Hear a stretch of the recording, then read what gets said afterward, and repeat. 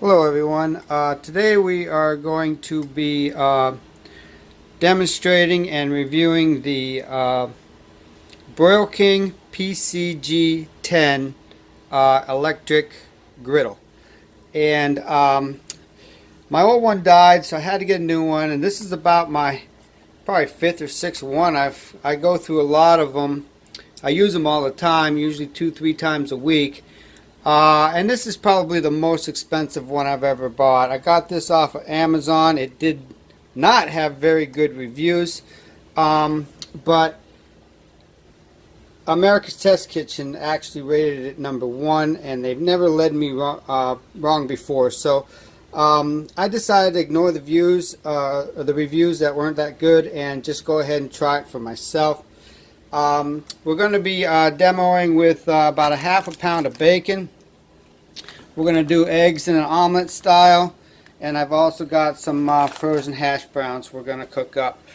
Before I do that though, let's just go over some of the features that it does have. First of all, it's got this stainless steel backsplash, and it locks firmly into place. It also, I don't know if you can see this or not, has these little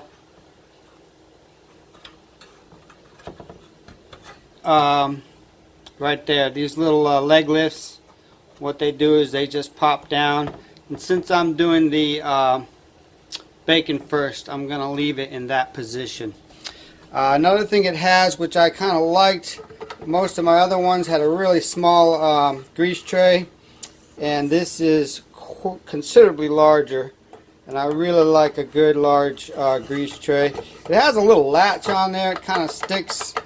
I kind of probably going to keep it open just about like this so I can see as it's getting full. And also if I have bigger pieces that I want to just throw in there that won't fit in the hole, that'll work too. If you put it all the way in, it sort of sticks and it's really hard to get out. You got to kind of wiggle it to get it out. But it comes out. But there is a little latch there. Keep that in mind, that if you put it all the way in, it does kind of stick. If you could let it fill up too much and you're trying to wiggle it out, you're going to get grease everywhere. I can see that happening already. Onto the power cord. It doesn't have any kind of a lock.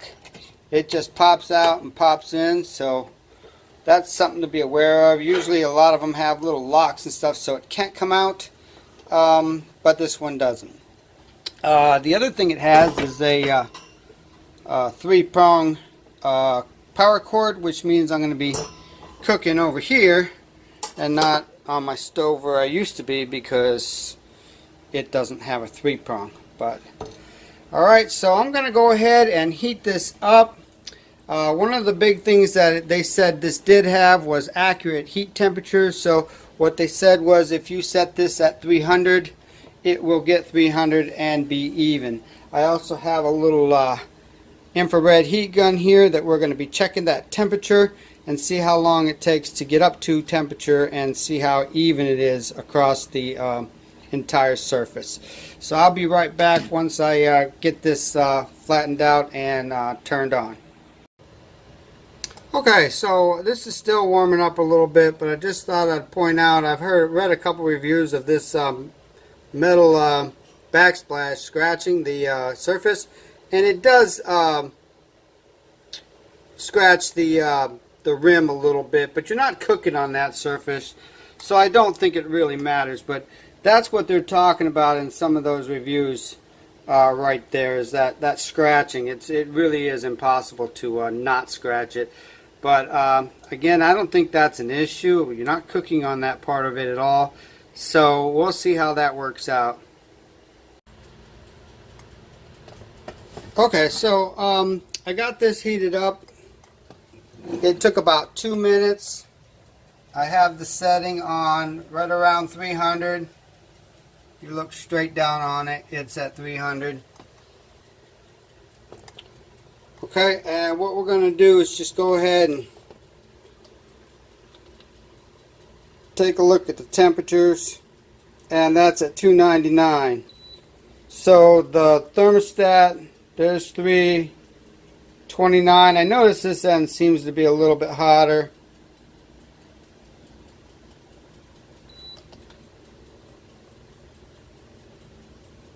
And now that it's been on a little bit longer, it's getting a little bit hotter. I do most of my cooking right at 300, so let's bring this down a little bit.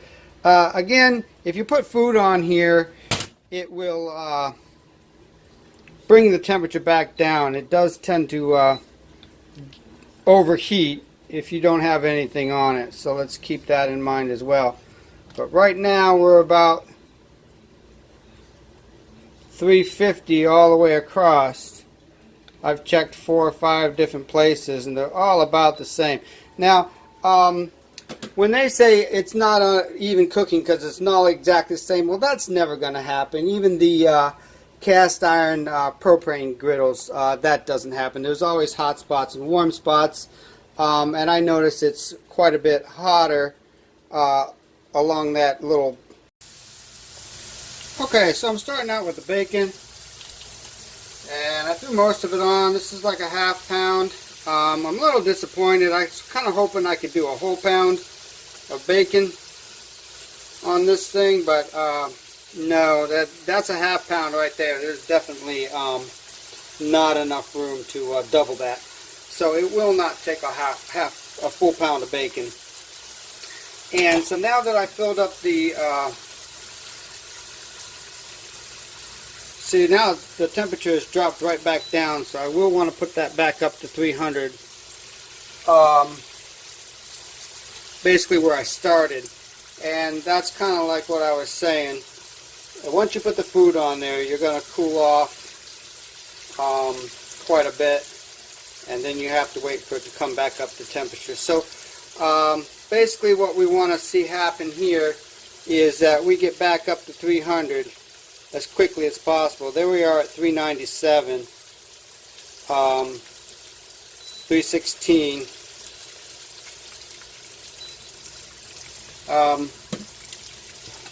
So that's pretty good. And we're just going to cook this bacon down.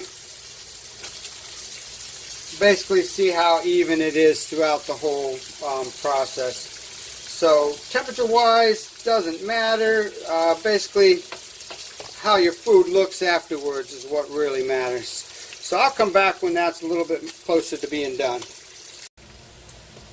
Alright, so right now what I can tell you, we're still cooking along, but right now this is the point where I have to kind of lift this up. Those little lifts on the back, they're nice, but there's not much of a lift there. And then use a paper towel to kind of sop up some of this extra grease. Kind of like what I had to do with my old griddle. Did the same thing. So nothing different there. I don't think that those lifts are really making that big of a difference, in my opinion. So we're almost done here. As you can see, everything is cooking pretty evenly. That much I can say.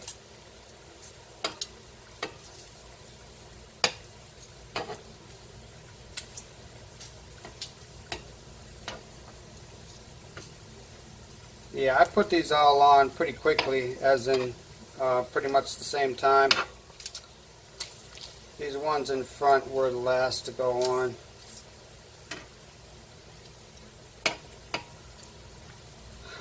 But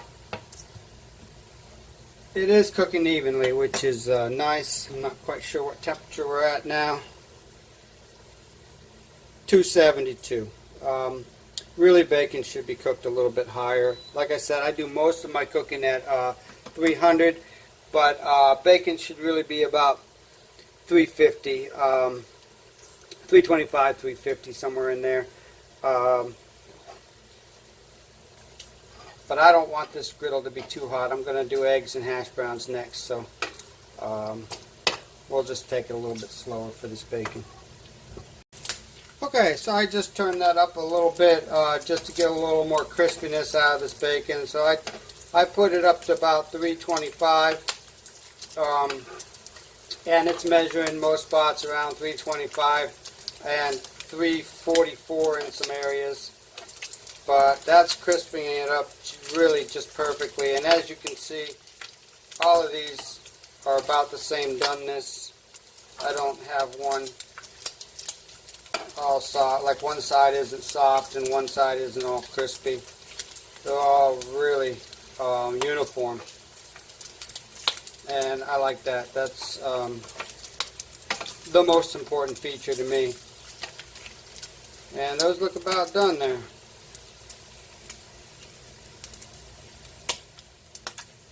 Put that on a paper towel. Alright, so there's bacon. Does it cook better than a $30 one? Yeah, a little bit. Does it cook way better? No, probably not. It does cook pretty even though, I will give it that. And the temperature settings are pretty accurate. I will give it that. But that's not much more. A little better. I like the crispiness on that. But that's not much better than what I would do on any average. Well, let me get this cleaned up and then we'll go in with the hash browns and then the eggs. Okay, so I unplugged this and let it cool off a little bit. Reset it to 300. It's at 300 right now, 391. And so before this gets too hot, I want to go ahead and throw down my hash browns. So on this side, I'm going to do the hash browns. This is a very non-stick surface. I do not understand some of the complaints that it wasn't non-stick. This is very non-stick. We got some hash browns here.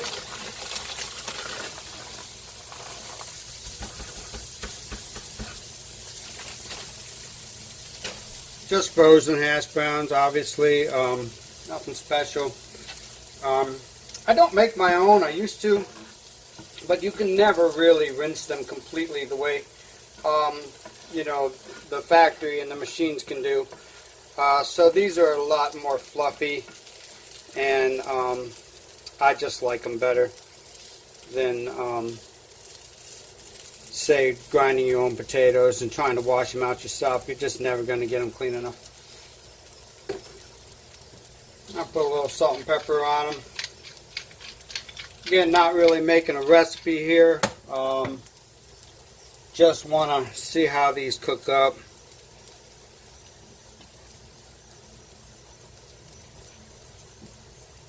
And what I do is I let these go for about 5 to 6 minutes. Drizzle a little oil on top before I go ahead and flip them. So I'll be back when I'm ready to flip them. Alright, they've been cooking about 2 minutes, but I just thought I'd get this on camera. That's holding right at 309, 305 with food on it. Well, this side's a little bit hotter. There's no food on it. That's 371 on that side. But on this side with the food on it, it's right there at 300. Now it's about 320, 311 back there. But yeah, it holds a pretty good temperature, and then it stays pretty consistent. So again, that's one of the things that they said was the big perk to this one. So, and I agree with it so far. Alright, so they've been on there about 600, still sitting at 300. The surface temperature has increased a bit, has been on for a while.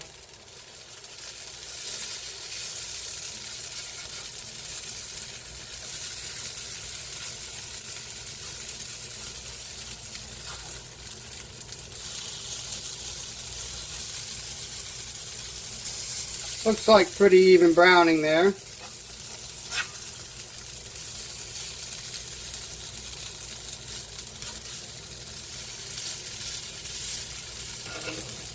Not bad. A little dry. Need a little more oil.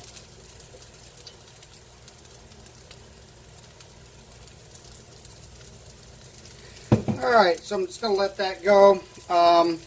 those are cooking good. I don't have a problem with them. They're not too burnt in one place and then raw in the other. They're all pretty even all the way across. Pretty much what you're looking for as far as cooking hash browns. The idea about this one is I can do a lot more. I could fill this up and feed about 4 or 5 people. In which case, in my pan, my old pan, I could really only do 1-2 servings at a time. So I like the size. Again, that's a good benefit. Alright, I'll be back when those are done and then we'll throw the eggs on. Alright, so it's been about 6 minutes on both sides.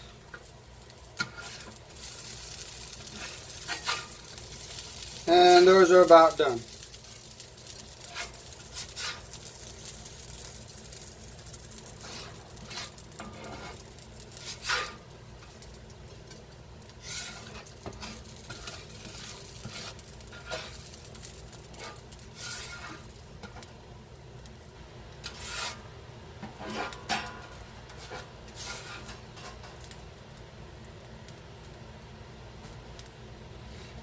And incidentally, I've been eating some of that bacon. That bacon is crispy all the way through. It's very even. I would say that that is a lot better quality of cook than what I'm used to. Now that I've eaten it, it's a pretty even, crispy bacon all the way through. So yeah, good stuff there. What I'm going to do is just wipe this down. Just to keep some of those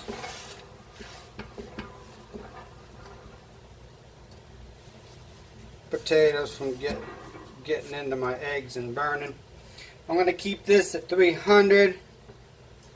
I'm going to use a little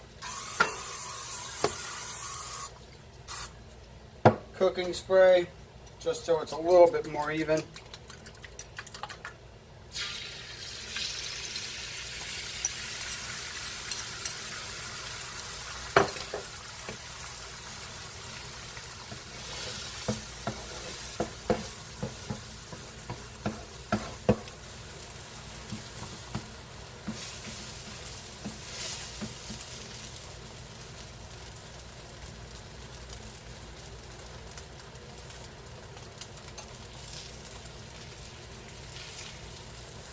Going to do this kind of an omelet style, so I'm trying to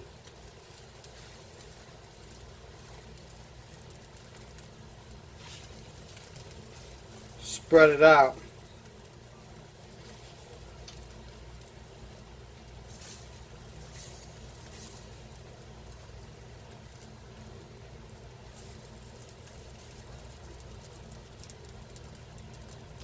Now what I do with my omelets is I spread them out real thin.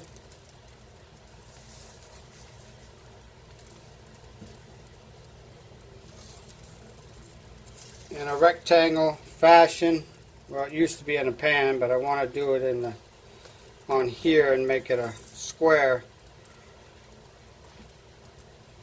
And then what I do is I roll it up.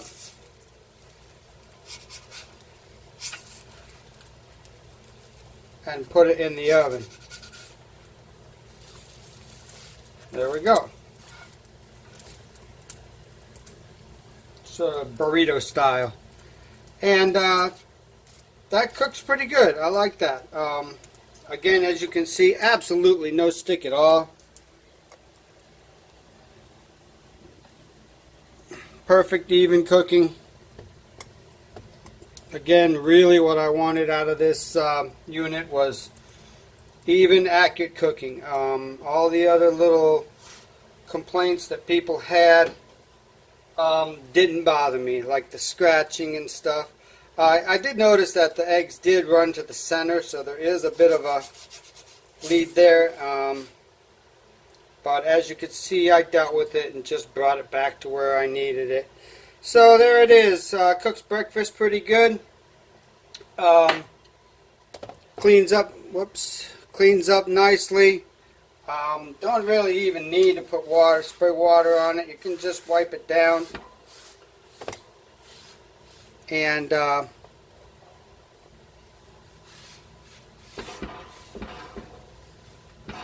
that's about it. Much like the electric wok, you just kind of wipe it down and it's ready to go for the next one. Alright, so yeah, again, I'm happy with it. Again, a little bit expensive. More than I really want to pay for an electric griddle. But it does do what it says it'll do. And again, it is the biggest one you can buy just about without getting an outdoor one. So it is a good size, and it does cook the way it said. So all in all, okay. Is it really worth the price? Well, depends on how bad you want those extra qualities.